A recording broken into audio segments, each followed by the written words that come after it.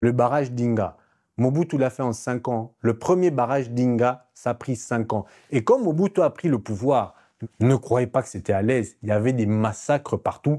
Quand les Belges ont fait semblant de partir, ils ont lancé plein de rébellions. Il y avait plein d'ethnies. Les gens se massacraient entre eux. Mais avec la rigueur, il a pu protéger les frontières et mettre la stabilité. Même si on peut l'en vouloir pour beaucoup d'autres choses, je suis d'accord qu'il y a plein de choses où il a vraiment déconné. Mais regardez ce qu'il a fait. Après 5 ans, il a fait le barrage Inga. Le pont Maréchal, tout ça.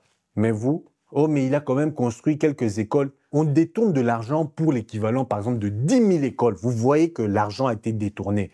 Après, on vous fait 100 écoles, on vous montre ça. Waouh, bravo, en tout cas, ils ont travaillé. Vous ne voyez même pas tout l'argent d'ici ces 10 000 écoles qui a été détourné. Vous trouvez ça normal et on met personne en prison. Ou bien ce sont des opposants au régime ou bien des petits gens qui sont mis en prison. Les personnes qui sont placées, personne. Dernièrement, il y a eu les inondations. Qu'est-ce qu'ils sont allés raconter? Mais vous condamnez le président Tshisekedi, mais quand même, c'est le réchauffement climatique, c'est des choses qu'on ne peut pas gérer.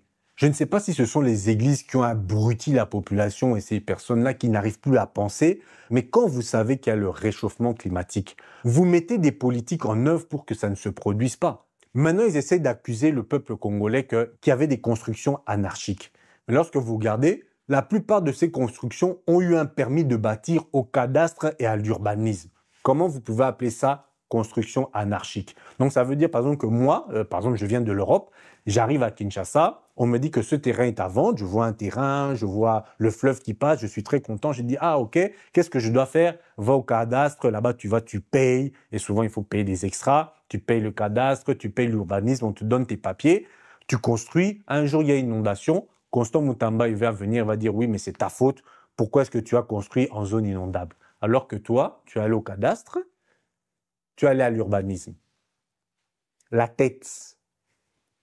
Et je ne mets pas toute la population congolaise dedans, parce que la société civile, combien de fois ils ont manifesté, mais il y a ces personnes au gouvernement qui cadenassent. Un truc même qui était marrant, c'est l'artiste, le rappeur qui avait été tué par le M23 à Goma.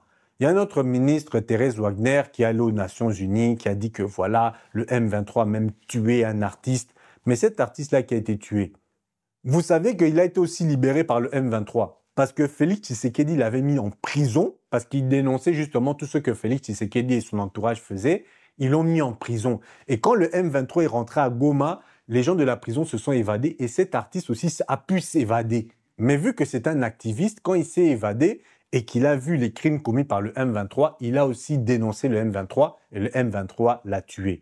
Maintenant, pour les partisans du Félix Tshisekedi, là, les poissons rouges, ils ont dit, ah non, mais quand même, c'est mieux quand même qu'on te met en prison pour défendre le...